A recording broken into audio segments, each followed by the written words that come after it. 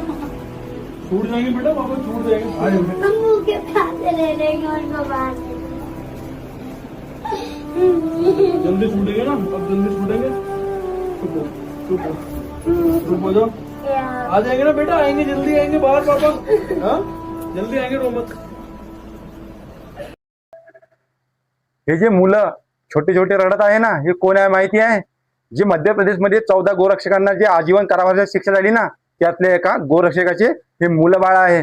विचार करा, गौमातेच्या नावावर कोणी आमदार झालं, कोणी खासदार झालं, कोणी मंत्री झालं, कोणी मुख्यमंत्री झालं, कोणी पंतप्रधान झालं, फक्त गौमातेचा सहारा घेऊन आणि गोरक्षकांच्या खांद्यावर बंदूक चालवून।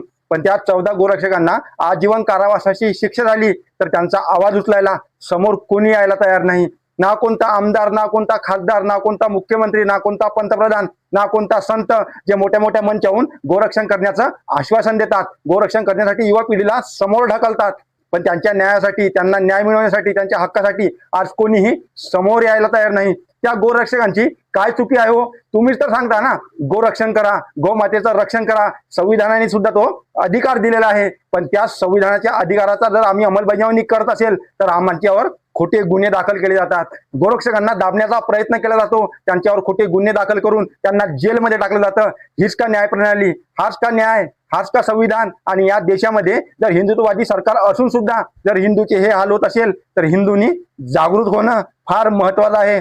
सत्ता ही फक्त हिंदूंमुळे तुमच्या हातामध्ये आलेली आहे, हे बीजेपीने विसरू नये। त्या 14 गोरक्षकांना न्याय मिळवण्याचं काम आता प्रत्येक हिंदूंनी केलं पाहिजे। तुमच्यापाशी पैसा आहे, कोणापाशी न्याय आहे, कोणापाशी सत्ता आहे, कोणापाशी शक्ती आहे, प्रत्येकाने आपल्या आपल्या पद्धतीने ताकद लावून त्या 14 गोरक्षकांना बाहेर काढण्याचं काम आता प्रत्येक हिंदूंनी करावं।